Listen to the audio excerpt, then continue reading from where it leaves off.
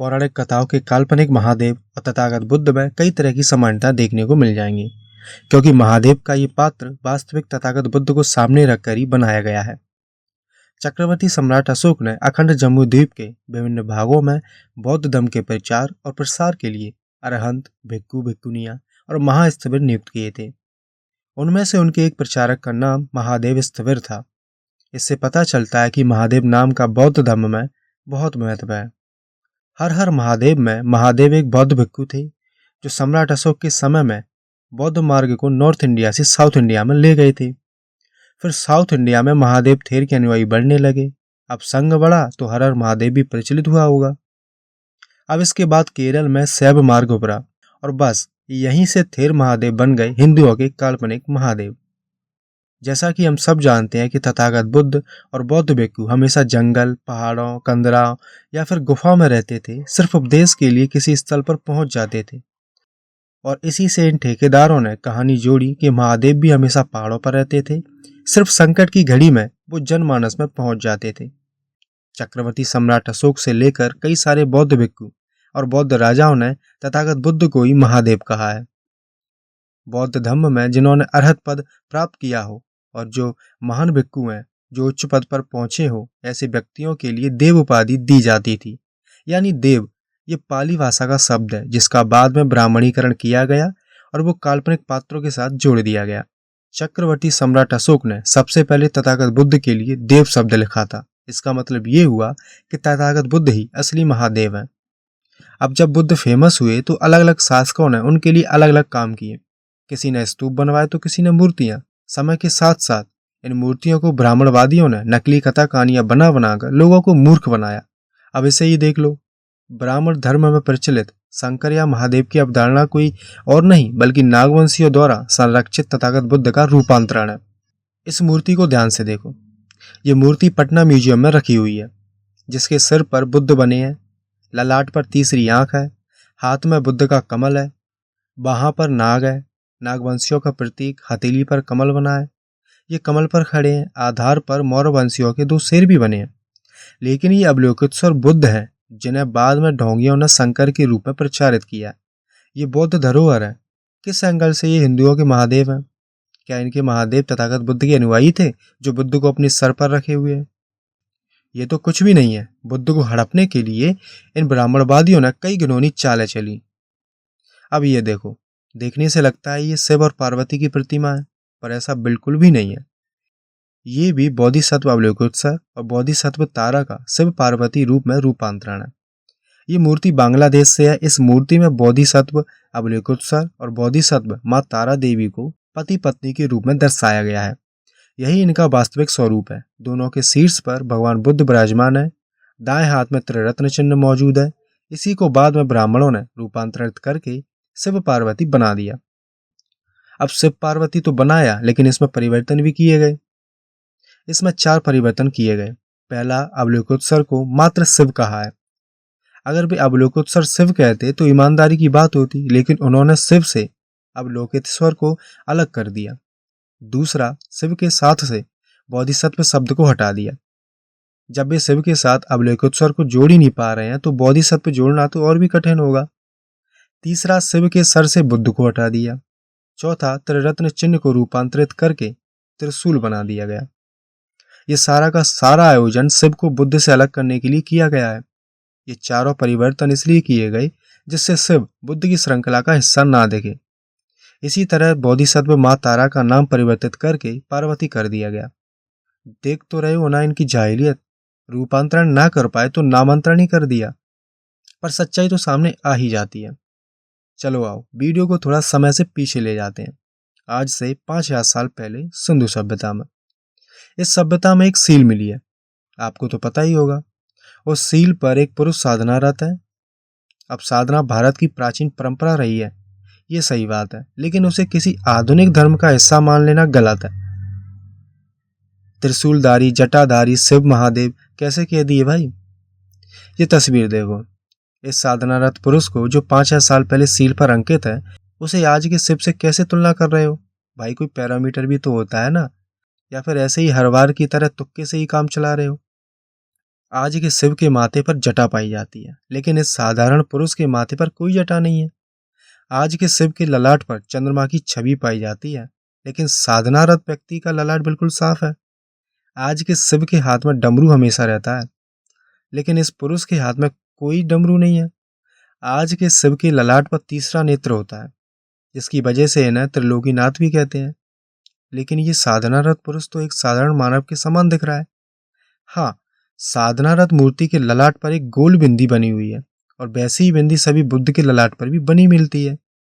आज के शिव के हाथ में या पास में एक हथियार के रूप में त्रिशूल जरूर होता है, लेकिन ये पुरुष तो बिल्कुल हथियार विहीन है। आज के शिव हमेशा अपनी कमर में बाघ की छाल धारण किए हुए रहते हैं, लेकिन इस सील पर बना हुआ पुरुष साधारण लिबास में दिख रहा है। आज के शिव के पास एक नंदी बैल मात्र होता है, लेकिन इस साधनारत पुरुष के आसपास तरह तरह के जानवरों को दिखाया गया है। आज के शिव के गले में सांप की माला होती है, लेकिन ये साधनारत पुरुष बिना सांप के है।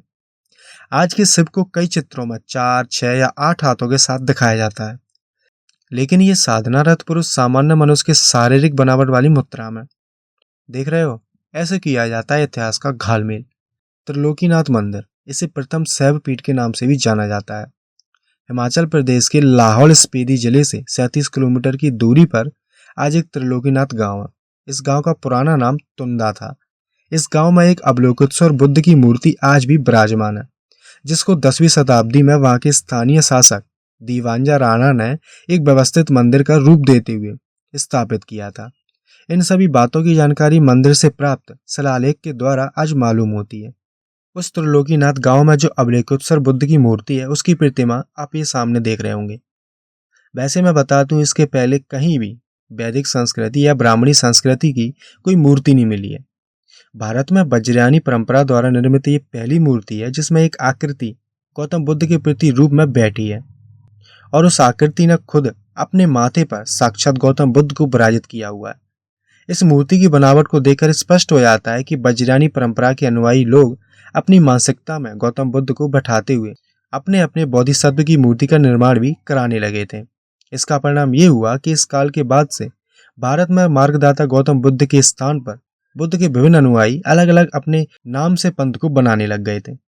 इस मंदिर पर बाद में शैव पंथियों ने कब्जा कर लिया। ये जो अवलोकितेश्वर बुद्ध की मूर्ति है, उसके शरीर पर 6 हाथ और अवतरित पुरुष के माथे पर खुद मार्गदाता गौतम बुद्ध ध्यानमयी मुद्रा में विराजमान है। 6 हाथों के साथ कमल फूल पर बैठे हुए दर्शाया गया है।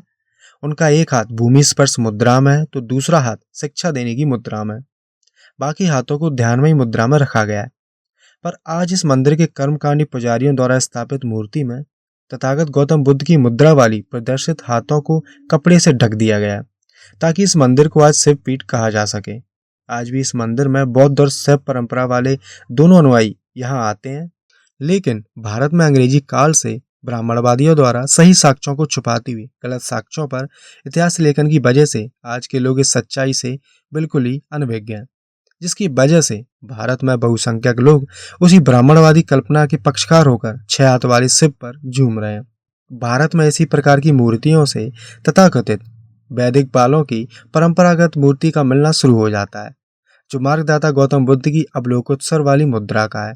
अब ये देखो, यह है बैजनाथ धाम यानी देवघर।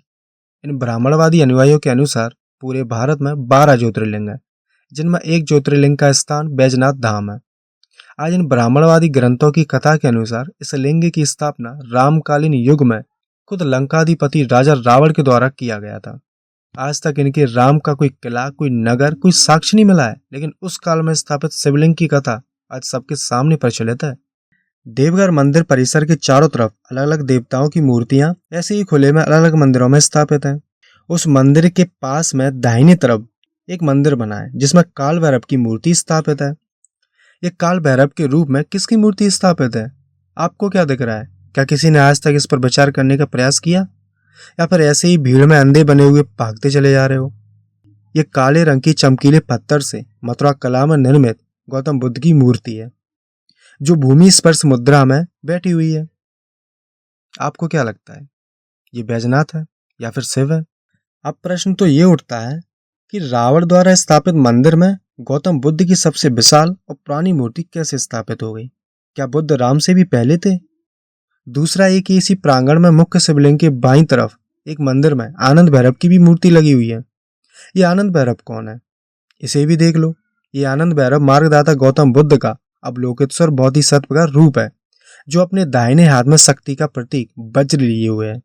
देवघर प्रांगण में सभी मूर्तियों में इन दोनों मूर्तियों की बनावट सबसे विशाल और मथुरा कला में सबसे पूर्व काल में निर्मित मूर्तियां हैं। आप खुद सोचो ना, रावण भारत कब आया, शिवलिंग को देवघर कब लाया, क्या इनकी कथा कहानियों में राम से पहले भी बुद्ध हुए थे?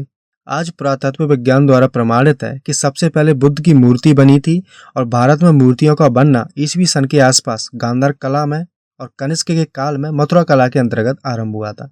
अब आप लोग तय करो कि आपकी जिंदगी में सवाल बनकर मार्गदाता गौतम बुद्ध बैठे हैं या आपके अंदर की भोलापन वाली अंधभक्ति। आज आपकी इसी अंधभक्ति वाली सोच के कारण आपके ज्ञान और भावना से खेलते हुए ये ब्राह्मणवादी काल्पनिक कहानियों में उलझाकर रखते हुए अपना पेट पाल रहे हैं और आप लोग समझ ही नहीं पा रहे हैं। भाई क्या अड़चन थी इन ब्राह्मणवादियों को बुद्ध से? बुद्ध को हिंदू समाज माफ नहीं कर सकता। आखिर क्यों? क्योंकि बुद्ध ने युवकों को सत्य और तर्क दिया, पाखंड और पाखंडियों से आजादी दी, बच्चे और युवक नैतिक और तर्कशील बन गए। वे बुद्ध बनने लगे तो सदियों से ब्राह्मण हित में बनाया हुआ समाज का ढांचा बिखरने लगा। बुद्ध की मान्यता ही इतनी है कि अगर बुद्ध को इनकार कर दो तो भारत की प्रतिभा शून्य हो जाती है। आज दुनिया में भारत की अगर कोई प्रतिष्ठा है तो उसमें हाथ बुद्ध का है। अगर सारा विश्व भारत को सम्मान की नहर से देखता है तो केवल और केवल बुद्ध के कारण। आज भी भारतीय अपनी पहचान विश्व में बुद्ध और बुद्ध की धरती से कराते हैं। ब्राह्मणों के लिए बुद्ध को इनकार करना संभव नहीं था और ब्राह्मणों ने इससे बचने की तरकीब भी निकाली। तरकीब ये थी कि हिंदुओं ने बुद्ध को विष्णु का 9वां अवतार ही घोषित कर दिया और कर दिया बुद्ध के इतिहास को ही खत्म।